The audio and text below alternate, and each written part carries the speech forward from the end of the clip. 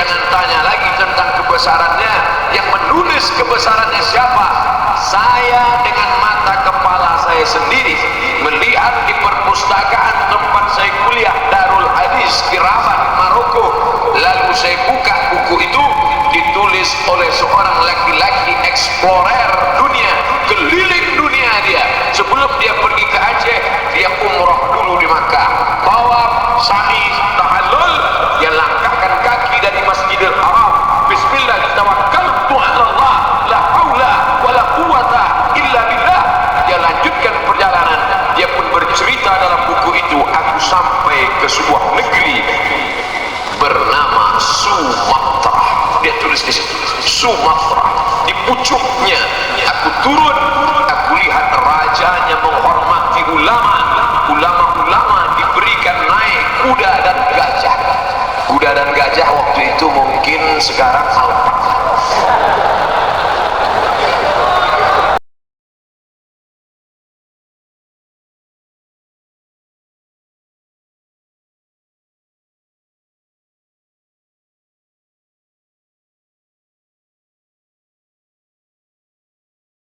Belanda tidak berani mengusik kerajaan-kerajaan kecil ini. Kenapa?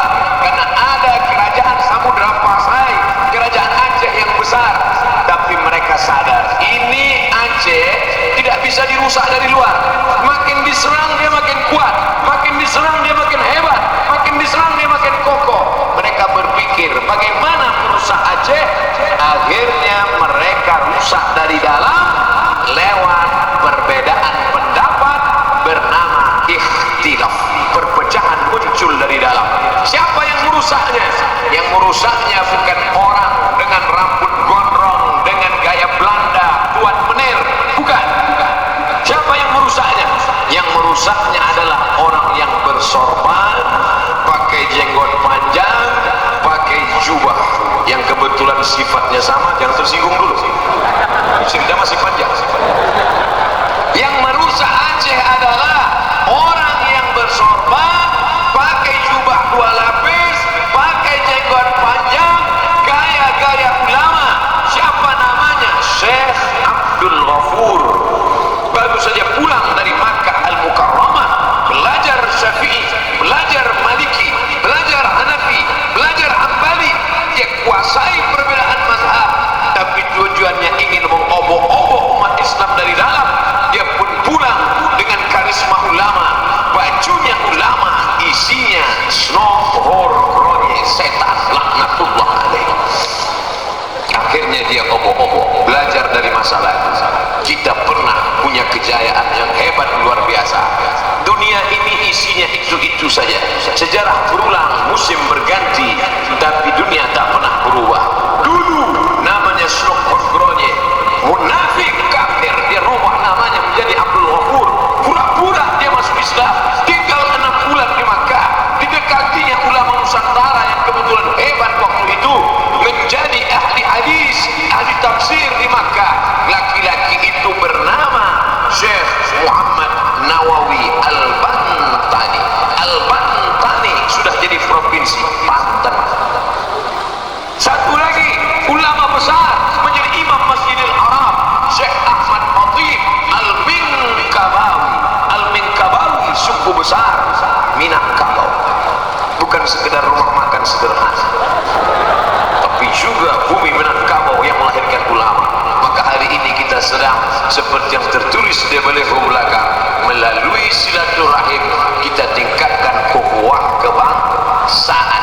Orang Banten pernah besar, orang Minangkabau pernah besar. Aceh jangan tanya lagi tentang kebesarannya. Yang menulis kebesarannya siapa? Saya dengan mata kepala saya sendiri melihat di perpustakaan tempat saya kuliah, Darul Hadis di Rabat, Maroko. Lalu saya buka buku itu, ditulis oleh seorang laki-laki explorer dunia, keliling dunia dia. Sebelum dia pergi ke Aceh, dia umrah dulu di Makkah, tawaf, sa'i, tahallul, dia langkahkan kaki dari Masjidil Haram, bismillah, tawakkaltu 'ala Allah, la haula wala quwata illa billah. Dia lanjutkan perjalanan. Dia pun bercerita dalam buku itu, aku sampai ke sebuah negeri bernama Sumatera, di pucuknya aku turun, aku lihat rajanya menghormati ulama, ulama-ulama diberikan naik kuda dan gajah. Kuda dan gajah waktu itu mungkin sekarang alpak. Bukan maksudnya ulama mau dikasih mobil dinas, tidak, sedikit pun tidak ada. Jangan tersinggung. Kadang penguasa ini kalau kita ngomong ini dia tersinggung. Ya kalau mau dikasih nggak apa-apa. Aku melihat ulama dan rajanya akrab. Mereka berjubah warna baju dan putih. Apa nama bukunya? Kalau tidak percaya, sudah diterjemahkan ke bahasa Indonesia yang tidak bahasa Arab. Bukunya berjudul Rihlah Ibni Battutah. Makamnya masih ada sekarang di Maroko. Makanya nama saya buat di internet Somad Maroko. Banyak orang nanya, kenapa Ustaz buat Somad Maroko? Kenapa tidak Somad saja? Pengalaman pernah saya tulis di Google Somad, keluar sinetron Bang Somad. Kalau saya buat Somad Maroko karena saya pernah kuliah di sana, dan yang paling banyak di antara 30 sekian provinsi di Indonesia, di antara anak-anak bangsa yang paling banyak kuliah di Maroko adalah anak Aceh. Tapi terus terang, saya sama anak Aceh dulu waktu di Maroko kurang suka. Kenapa? Mereka duitnya banyak, beasiswa dari APBD. Itulah, maka saya tinggal di asrama, kurang suka. Sampai sekarang alhamdulillah, yang paling banyak mengundang saya malah Aceh. Ceramah terbanyak, teramai, terpenuh halaman Ustaz Somad selama penceramah, selama memberikan tabligh akbar di Aceh. Kapan itu? Acara mengenang tsunami bulan 12 Oktober. Setiap saya pergi nanti ditanya orang, Ustaz Somad, ya kemarin kami tengok acara live internet Ustaz yang paling ramai di Banda Aceh ya. Ya, berapa itu Ustaz? Saya nggak ngitung. Ramai luar biasa. Itulah ceramah internasional. 2 bulan yang lalu saya ke Brunei Darussalam, jumpa masyarakat sana. Ustaz masih ingat dengan saya? Di mana kita ketemu? Waktu acara malam di Aceh. Oh iya, Masya Allah. Iya Pak, ingat. Bapak Ibu yang dimuliakan Allah Subhanahu wa Ta'ala, ini kebanggaan. Selama di Aceh ini sudah saya hitung-hitung dapat rencong lebih 10. Rencong di kanan, keris di kiri, dompet hilang juga. Bapak Ibu yang dimuliakan Allah Subhanahu wa Ta'ala, kebanggaan luar biasa bisa datang bersilaturahim. Kami di Riau namanya Universitas Riau, UNRI, yang di bawah nama daerah. Di Sumatera Utara namanya USU, Universitas Sumatera Utara. Tapi di Aceh mestinya UNA, Universitas Aceh. Tapi tidak, yang dipakai justru namanya Universitas Syah Kuala. Kenapa yang dipakai? Menunjukkan orang Aceh cinta pada ulama mengalahkan cinta pada tanah air. Syah Kuala. Datang lagi tukang pelintir. Dia bilang Syiah Kuala karena orang Aceh itu Syiah. Goblok kok dipelihara. Syiah itu artinya syekh. Syekh tulisannya Shin Ya Ha. Payah menjelaskan ini pada orang yang nggak bisa ngaji. Makanya kalau bisa ngaji, kuliahnya di Universitas Syah Kuala. Di sini ada mata pelajaran agama Islam. Syarat mengambil mata pelajaran agama Islam harus bisa baca Quran. Kalau tidak bisa baca Quran, tidak bisa ambil mata kuliah agama Islam. Kalau tidak ambil mata kuliah agama Islam yang Muslim, maka tidak akan lulus, tidak akan sarjana. Maka kesimpulannya, semua sarjana dari Universitas Syah Kuala pasti bisa baca Quran. Ustaz tahu dari mana? Tadi ngobrol pas makan. Orang Aceh tidak mau sebut nama ulama karena menyebut nama orang itu tidak hormat. Qalilul adab, tidak beradab. Al adab fawqal ilmi, lebih tinggi adab daripada ilmu. Maka mereka tidak mau sebut nama. Siapa dia? Syekh Kotakruk. Siapa dia? Syekh Tadi malam yang menyebut saya Abi Zahrul, tapi kalau menyebut nama tak hormat. Makanya siapa? Abu Mudi, siapa? Abu Fulan, siapa? Abu Fulan. Mereka tak sebut nama.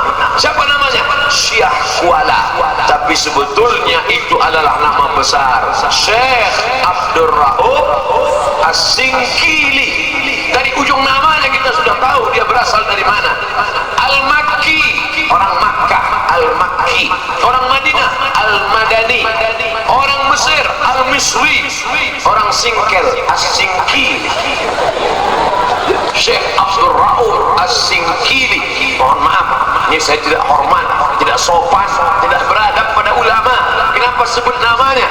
Saya ingin menyebutkan ulama itu yang bergelar Syekh Kuala itu adalah Syekh Kuala, Syekh yang berada makamnya di Kuala.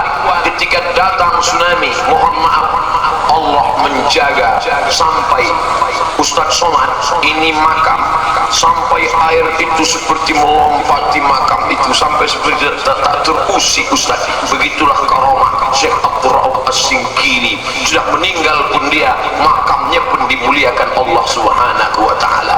Begitulah hebatnya. Orangnya sudah meninggal 300 tahun yang lalu, tapi sampai hari ini namanya masih tetap kekal abadi. Masuk saya ke ruangan Pak Rektor tadi, tidak ada foto Pak Rektor saya lihat di sini. Yang ada foto Syekh Abdul Rauf As-Singkili. Masya Allah, luar biasa. Itu ulama Syekh luar biasa. Kalau yang ceramah ini biasa di luar. Bapak Ibu yang dimuliakan Allah Subhanahu wa ta'ala. Oleh sebab itu maka kalau ada orang bertanya di manalah negeri yang paling menghormati ulama, bukan basa-basi, bukti nyata dan fakta, Universitas Syekh Kuala. Bukan sekolah agama, bukan pondok pesantren, universitas umum yang orang belajar fisika, kimia, biologi, matematika, sejarah, tapi memakai nama ulama. Ulama yang dikedepankan. Kenapa?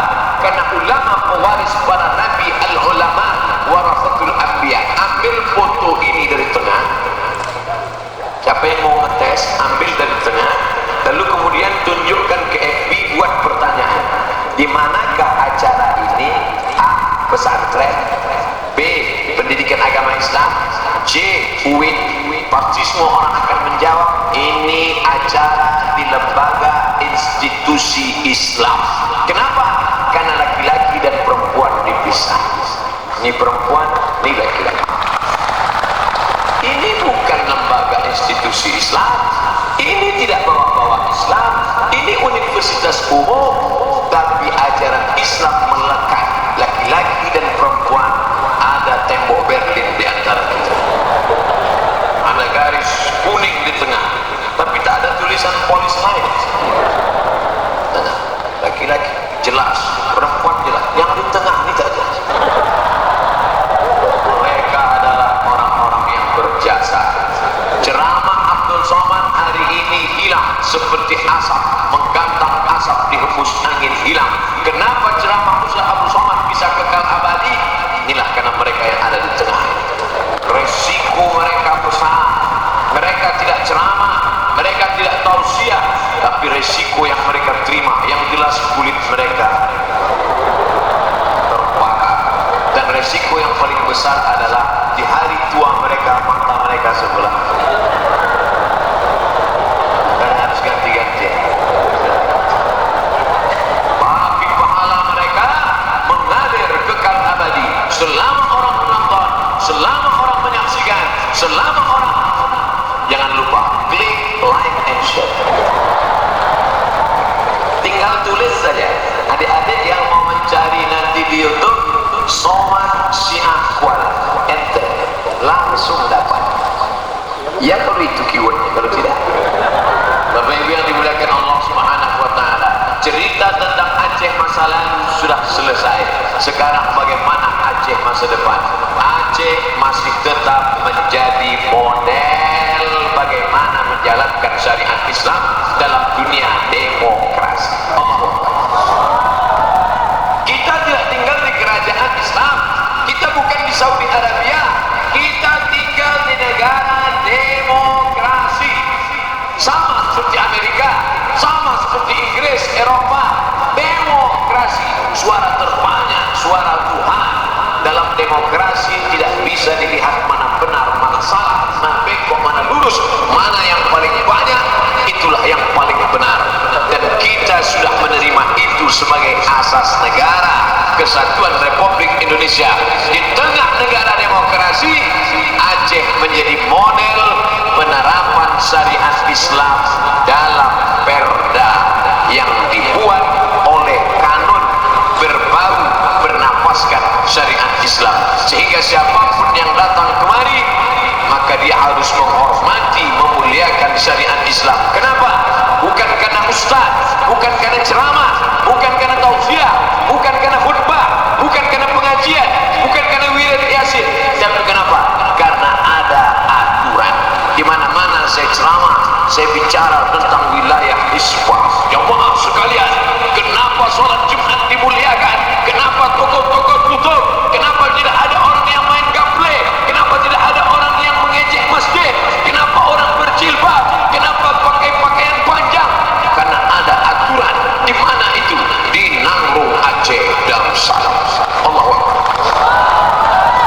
Jangan sampai saya ngomong gitu ceramah di mana-mana, tiba-tiba orang datang kemari yang dia lihat lain seperti yang saya ceramahkan.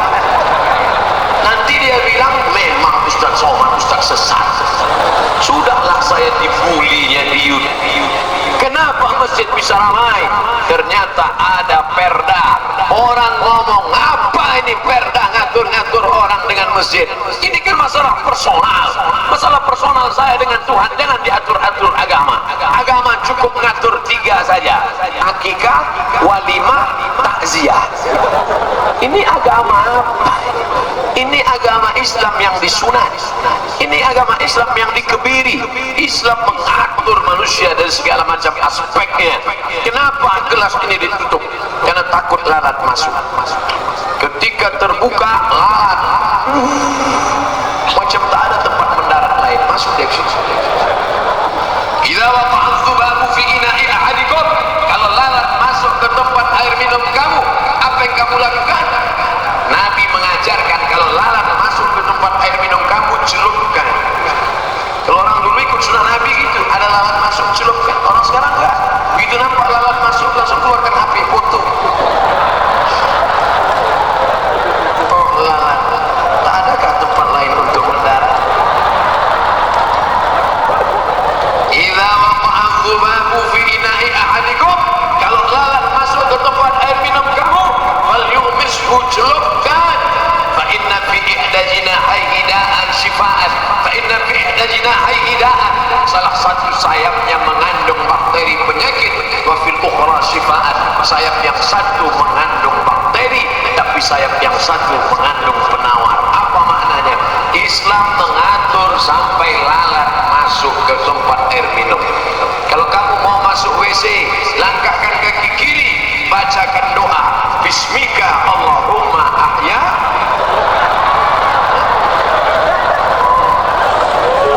Ustaz mau ngetes saja, kira-kira jamaah masih konsen apa tidak? Seandainya jamaah, yang biasanya orang kalau kena panas kurang cairan, dehidrasi, kurang fokus. Ternyata masih fokus. Masalah panas, Bapak Ibu jangan sakit hati karena kita sama-sama. Kenapa Ustaz tidak duduk di kursi? Tidak, saya mau menunjukkan bahwa saya sehat. Walaupun saya tadi malam sampai jam 1, ceramah sampai jam 2, sampai di hotel. Ceramahnya tak terlalu lama, fotonya lama. Apa yang dimuliakan Allah Subhanahu wa Ta'ala? Asal sampai ke Aceh ini, berjumpa dengan orang-orang baik, di bumi para ulama, orang-orang soleh. Mengapa kita sehat? Sesungguhnya kita sehat bukan karena suplemen, kita sehat bukan karena makanan. Itu hanya usaha ikhtiar saja. Kita sehat karena Allah. Allah buat kita sehat, Allah buat kita sakit. Innama amruhu idza arada syai'an ayyakula lahu kun. Kenapa Ustaz Somad bisa sehat sampai hari ini? Semua orang Aceh mendoakan saya dari sejak tadi malam, apalagi mereka dapat berita pesawat delay, semua mereka mendoakan. Dari mana Ustaz tahu? Dari FB. Ya Allah, cepatlah Ustaz Somad sampai tiba-tiba komennya amin amin amin amin. Tapi jangan cuma doa FB, ungkapkan di alamnya nyata. Sekarang komunikasi kita sudah banyak yang rusak gara-gara internet. Dulu kalau ada orang anaknya nikah, dia datang mendoakan di depannya, barakallahu lakum wa baraka alaikum wa jama'a bainakum fi khair. Ini menantu bapak ya? Iya. Rumahnya di mana? Di Banda Aceh. Oh, dekat dari Unsiah. Dekat. Oh, bapaknya si Anu. Iya, bapak dia dengan bapak saya ada hubungan bapak-bapak. Dulu komunikasi baik, tiba-tiba berubah. Datang tapi tidak lagi bisa bertanya. Datang hanya berdoa. Doa sudah tidak kedengaran. Tanya, ini anak siapa? Apa? Ini anak siapa? Apa? Kenapa? Karena keyboard tunggal. Boom, bam, boom, bam, boom. Sudah mulai rusak. Sampai pada tahap yang ketiga tidak datang sama sekali. Cukup dengan upload. Barakallahu lakuma wa baraka alaikuma wa jama'a bainakuma fi khair. Selamat menempuh hidup baru, semoga sampai ke Pulau Harapan, selamat dari dipukul ombak di pas gelombang, karangnya tajam. Amin amin amin amin. Kamu datang kemarin waktu anaknya akikah, saya nggak bisa datang Pak. Terus cukup saya upload fotonya, selamat akikah anak, semoga jadi anak soleh dan soleha. Amin amin amin. Kamu datang kemarin waktu bapaknya meninggal, saya nggak bisa datang. Terus cukup saya upload saja, innalillahi wa inna ilaihi raji'un, semoga dilapangkan kuburnya. Amin amin amin amin amin. Makanya temanya dibuat silaturahim, ukhuwah kebangsaan, supaya jangan sampai rusak. Waktu akikah nggak mau datang, waktu walimah nggak mau datang, waktu takziah nggak mau datang. Khawatirnya nanti pas kita mati nggak ada yang datang, semua cuma komen amin amin amin amin amin. Alhamdulillah saya bisa ketemu dengan Pak Rektor, bapak-bapak wakil rektor, bapak-bapak senat, guru-guru besar datang hadir, kehormatan yang luar biasa. Bapak Ibu yang dimuliakan Allah Subhanahu wa taala, ini kampus. Begitu saya turun dari kendaraan tadi, selamat datang Ustaz Somad di kampus Jantung Hati. Dalam hati saya lama menunggu, kok jantung hati? Saya mau nanya segan. Kalau kita sebenarnya kalau saya mau nanya bisa aja, Prof, kenapa disebut jantung hati? Kan malu kita, ketahuan belum S3. Jadi lama saya berpikir, kenapa disebut jantung hati? Kalau salah tolong luruskan, tapi jangan di sini nanti pas sudah turun. Nampak betul bodoh kita. Jantung kata Nabi, ala fil jasadi mudghah, ketahuilah di dalam dirimu ini ada segumpal. Idza salahat salahal jasadu kulluh. Kalau yang segumpal ini baik, maka yang lain ikut menjadi baik. Matamu baik, telingamu baik, kakimu baik. Apa dia? Jantung. Letaknya di sebelah kiri, berdegup dan berdetak. Yang bisa mendengar dokter pakai earphone. Ada juga mikrofon yang bisa katanya kalau dia mikrofon yang mahal itu bisa.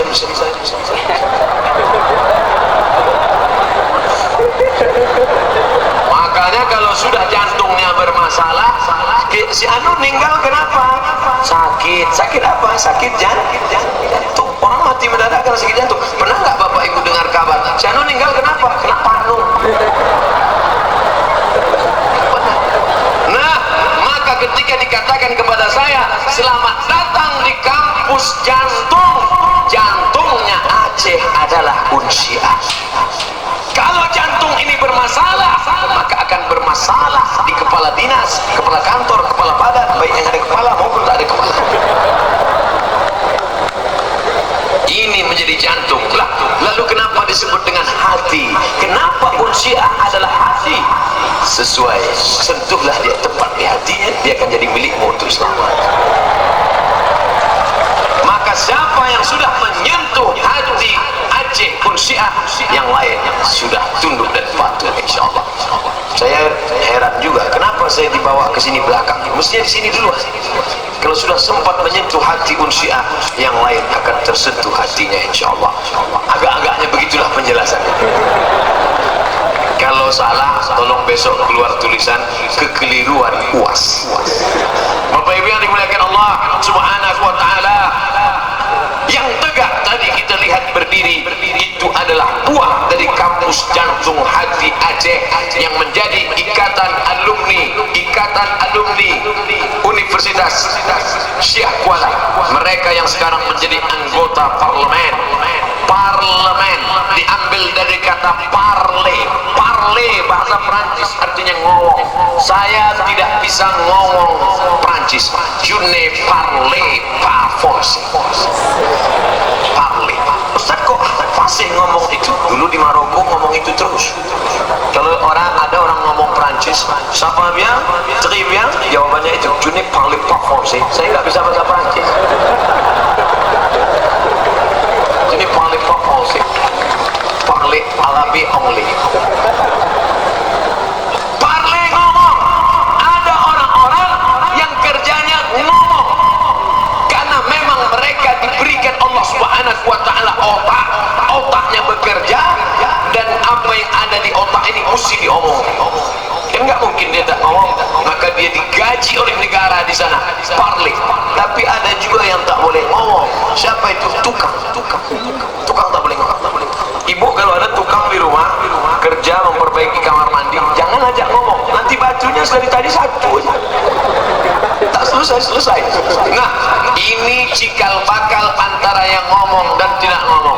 Yang dari fakultas kedokteran dia tidak ngomong, dia nyuntik aja, nyuntik. Tapi sekali-sekali dia ngomong, bapak sakit apa, sudah berapa hari. Tapi ada dokter yang lebih hebat.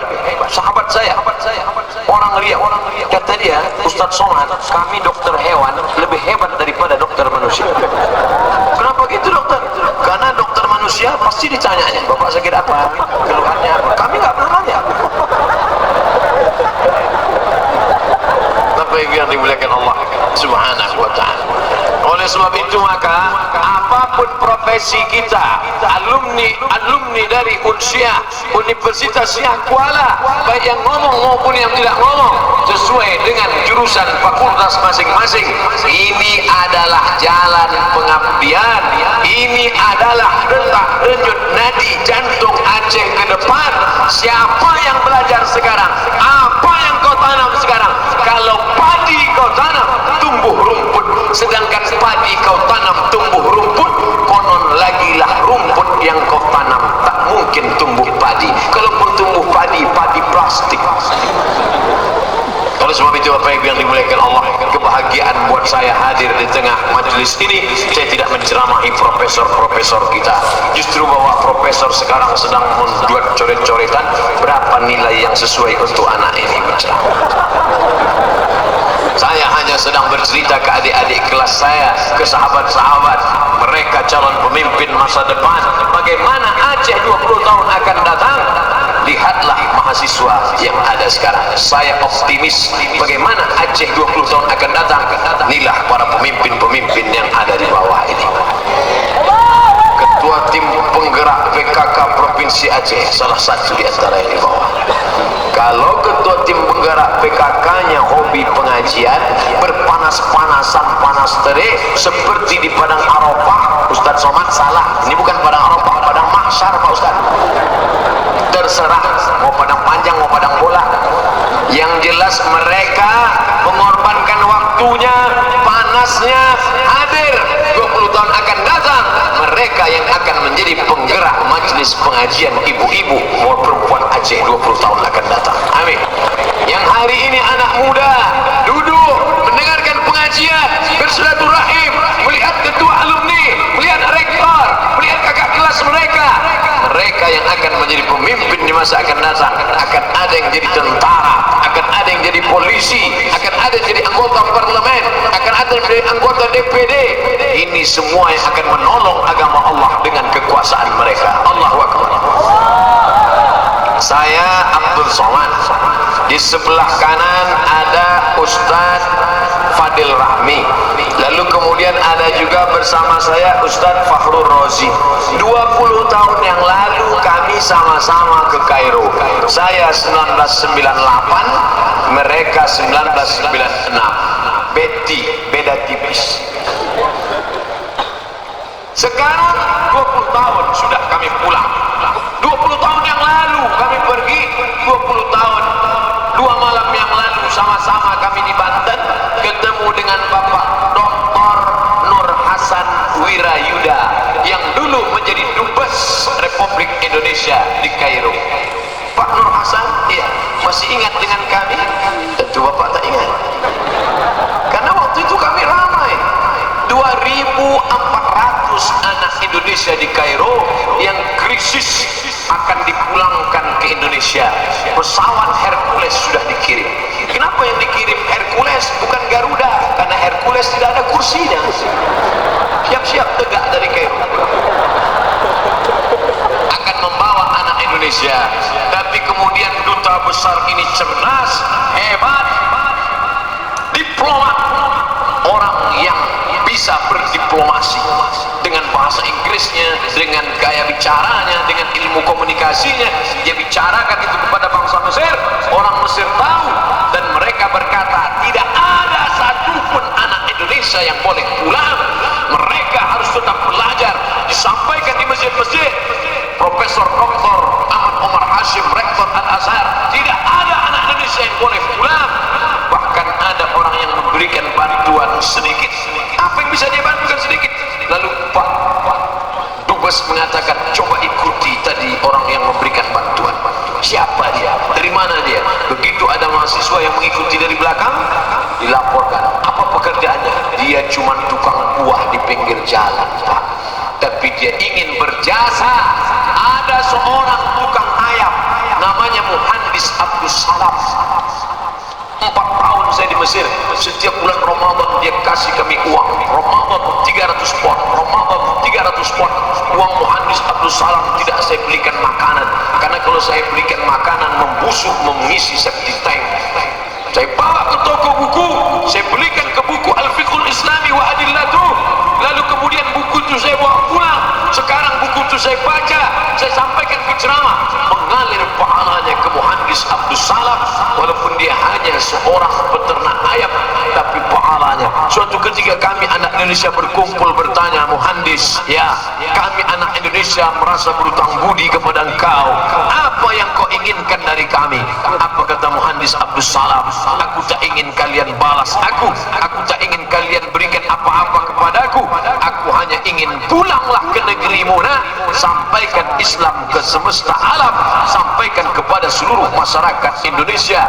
Dan hari ini kami pulang, saya di Riau, Ustaz Fadil Rahmi di Aceh, Ustaz Fakhrul Razi di UIN.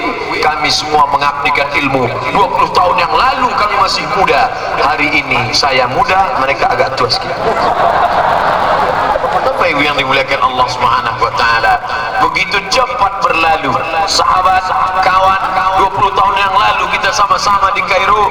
Hari ini kita pulang ke kampung halaman kita masing-masing. Aku di bumi Aceh Nangrus Salam, kalian undang sebagai tamu, tapi aku tidak merasa tamu. Aku adalah sahabat kalian yang dulu sama-sama kuliah. Beliau nelpon saya, Assalamualaikum. Waalaikumsalam. Sekarang dia manggil Ustaz, dulu mat aja. Assalamualaikum Ustaz. Waalaikumsalam. Saya selesai tengok nama dia di HP, tak normal detak jantung. Ini pasti minta jadwal. Bisa ke Aceh? I am coming. Pun datang, alhamdulillah. Ini senior, 2 kali senior.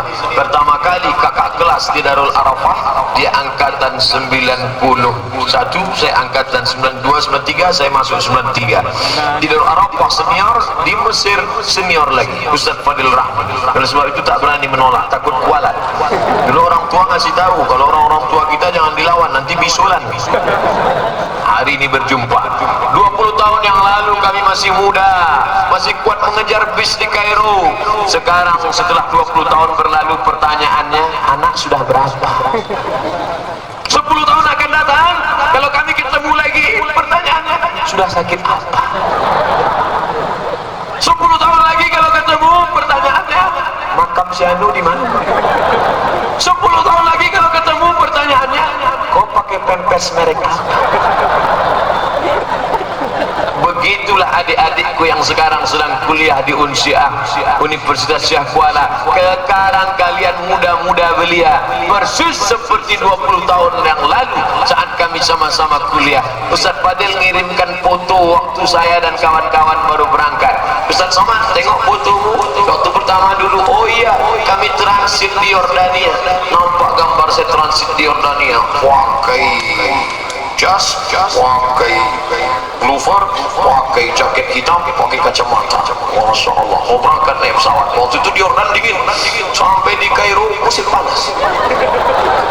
Bapak Ibu yang dimuliakan Allah Subhanahu wa taala, yang dulu menjadi kebanggaan, yang dulu menjadi kesenangan, hari ini tak selamanya bulan purnama terang benderang. 15, 16 terang, tapi sampai masanya 25, 30 dia hanyalah bongkahan batu-batu dan pasir kering yang tidak lagi memancarkan cahaya. Kalian yang sedang muda belia, masanya belajar. Kalau ada di antara kalian yang tidak setuju dengan peraturan ini, apa ini rektor ngatur-ngatur baca Quran bisa apa tidak? Saya kan sarjana pertanian, saya kan sarjana peternakan, saya kan sarjana kedokteran. Masalah saya bisa ngaji nggak bisa ngaji bukan urusan rektor. Saya kuat masuk neraka kok. Saudaraku, mereka masih sayang kepada engkau. Itulah ajaran Islam. Kuntum khaira ummah, kalian umat terbaik. Kalian umat terbaik bukan karena ke Makkah bolak-balik tiap tahun. Kalian umat terbaik bukan karena kalian orangnya rajin tahajud malam. Kalian umat terbaik bukan karena jilbab kalian panjang. Kalian menjadi umat yang terbaik kalau kalian melakukan dua. Ta'muruna bil ma'ruf, ajak orang buat baik, wa tanhauna 'anil munkar, larang orang berbuat mungkar. Abdul Somad hanya bisa ceramah, bacalah Quran.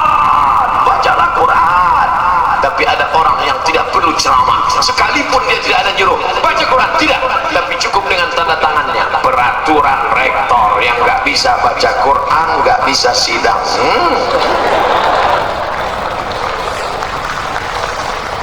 Saat itu sedang menjalankan agama melalui sebuah peraturan, dan itu lebih efektif. Saya menjadi tim sosialisasi zakat 5 tahun, tim sosialisasi. Di antara itu saya paling juga, saya pun heran kenapa saya mereka angkat dengan berisik, kenapa saya mereka angkat suara perempuan itu. Bayarlah zakat, saya tak ada bisa asal buat bayarlah. Saya bisa buat masuk kantor buat kantor bui mulut ngajak orang bayar zakat. Pas acara evaluasi kerja, gimana peningkatan? Gak naik-naik. Tapi ada satu orang, dia gak pernah ceramah, gak pernah putus, diam aja. Begitu dia duduk, langsung dia buat perda zakat. Yang tidak mau bayar, silakan pindah ke kabupaten lain. Selesai. Itulah hebatnya kekuasaan. Oleh sebab itu adik-adikku sekalian, saya pernah ceramah di depan 5 gubernur. Itu ceramah yang paling hebat. 5 gubernur depan. Gubernur BEM, badan eksekutif mahasiswa. Kalian gubernur-gubernur BEM yang hebat-hebat, yang sekarang luar biasa, wujudkan kehebatan kalian nanti di alam nyata. Ini